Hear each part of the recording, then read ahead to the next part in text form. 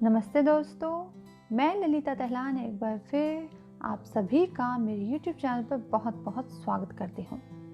Yoga tutorials में आज हम जानेंगे पंच क्लेश यानी 5 क्लेशों के बारे में, जिसमें हम जानेंगे क्लेश की परिभाषा, चित्त पर क्लेश का प्रभाव और क्लेश के प्रकार के बारे में। आइए सबसे पहले जानें क्लेश की परिभाषा क्या है। क्लेश को परिभाषित करते हुए कहा गया है क्लिश्नति इति क्लेशः, अर्थात जो कष्ट देने वाला है और कष्ट के कारण की जड़ है उसे क्लेश कहते हैं। क्लेश योग के मार्ग में बाधक है और आत्यांतिक दुख निवृत्ति तक पहुंचने में बाधा उत्पन्न करते हैं। आइए जानें चित्त पर क्लेश का प्रभाव क्या है। चित्त वृत्ति यानी मन में उठने वाले विचार क्लेश से प्रभावित होते हैं। इसलिए हर वृत्ति, प्रमाण, विपर्य, विकल्प, निद्रा और स्मृति ये क्लिष्ट या अक्लिष्ट होती हैं। क्लिष्ट वृत्ति वह है जो अज्ञान से उत्पन्न अहंकार, आसक्ति, द्वेष और मृत्यु के भय के कारण पैदा होती है।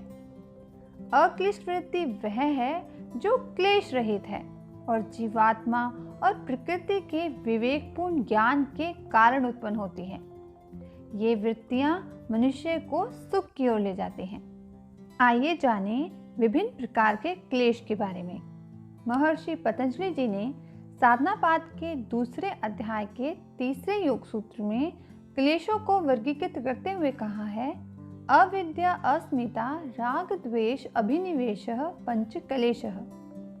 महर्षि व्यास जी के अनुसार 5 क्लेश हैं जिन्हें क्षीण या कमजोर किया जाना है, जो है अविद्या, अस्मिता, राग, द्वेष और अभिनिवेश। पहला है अविद्या।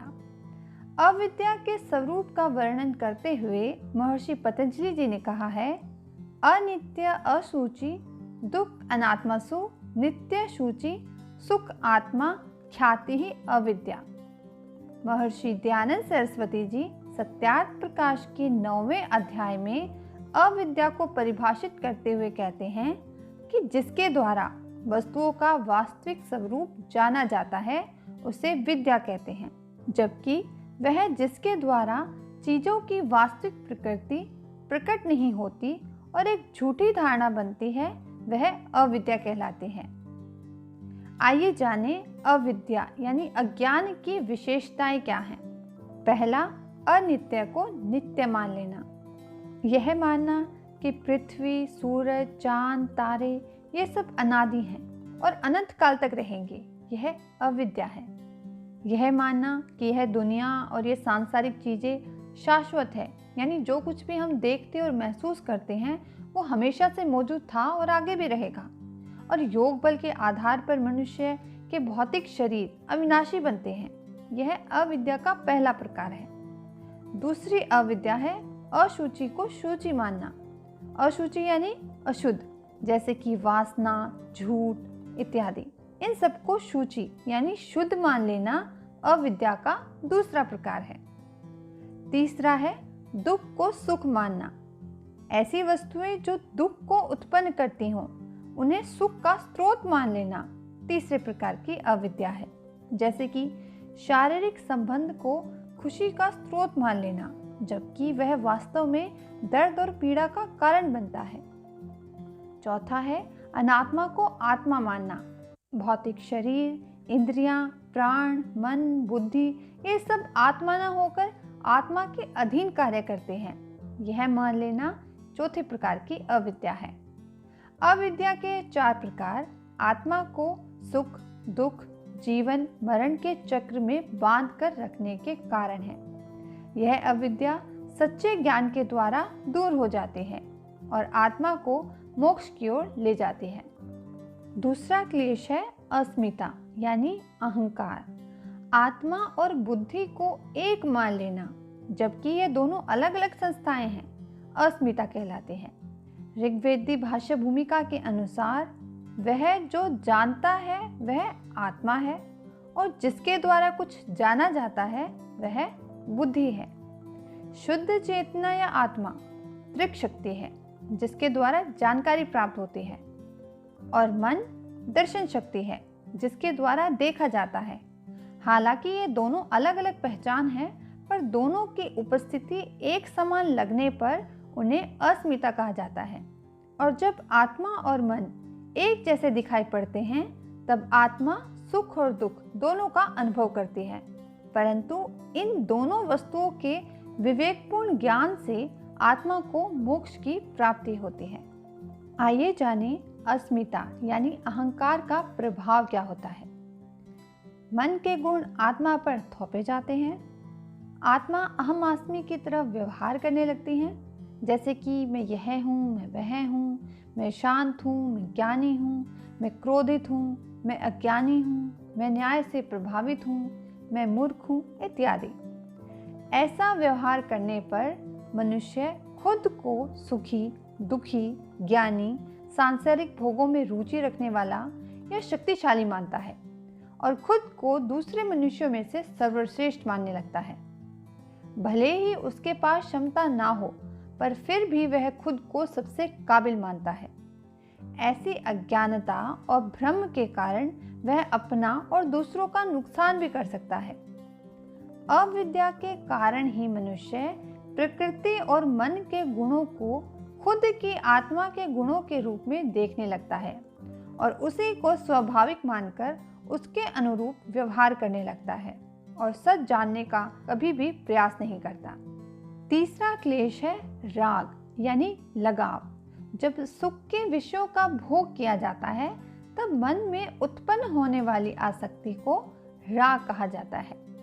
जब कोई किसी वस्तु या साधन के सुख का अनुभव करता है तो यह अनुभव उसके मन में आनंद की शक्ति पैदा करता है और इसी आनंद की स्मृतियों में मन एक बार फिर उन्हीं वस्तुओं और सुख के साधनों को प्राप्त करने की लालसा रखता है।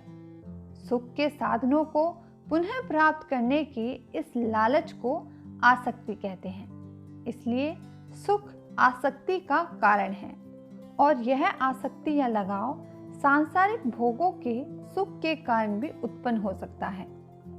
चौथा क्लेश है द्वेष।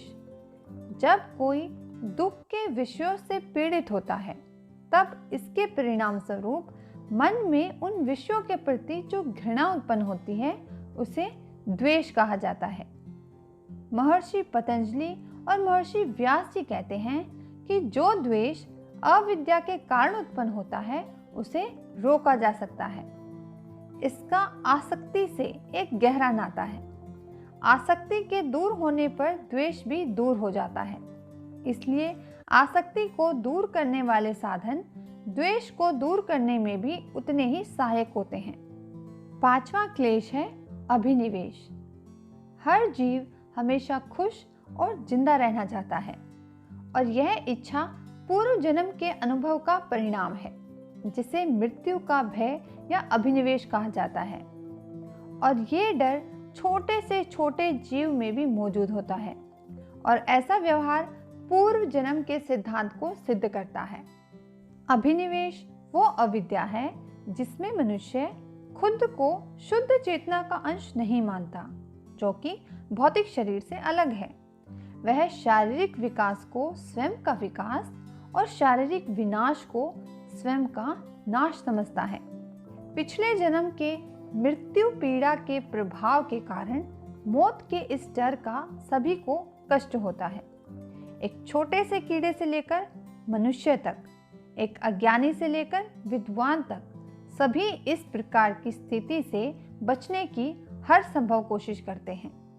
इस क्लेश की समाप्ति के लिए महर्षि दयानंद सरस्वती जी लिखते हैं, यह क्लेश तब दूर किया जा सकता है जब मनुष्य यह जान ले कि आत्मा, ईश्वर और प्रकृति अमर है और बाकी सब नश्वर है।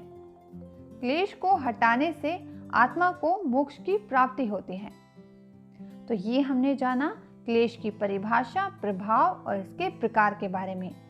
अगर आपको मेरी आज की वीडियो पसंद आई है तो आप प्लीज़ मेरी इस वीडियो को लाइक करें, ज़्यादा से ज़्यादा लोगों के साथ शेयर करें और मुझे कमेंट करके ज़रूर बताएं कि आपको मेरी वीडियो कैसे लगी। अगर आप मेरे चैनल पर नए हैं और अभी तक मेरे चैनल को सब्सक्राइब नहीं किया है तो आप प्लीज़ मेरे चैनल को सब्सक्राइब करें और बेल आइकन दबाना ना भूलें।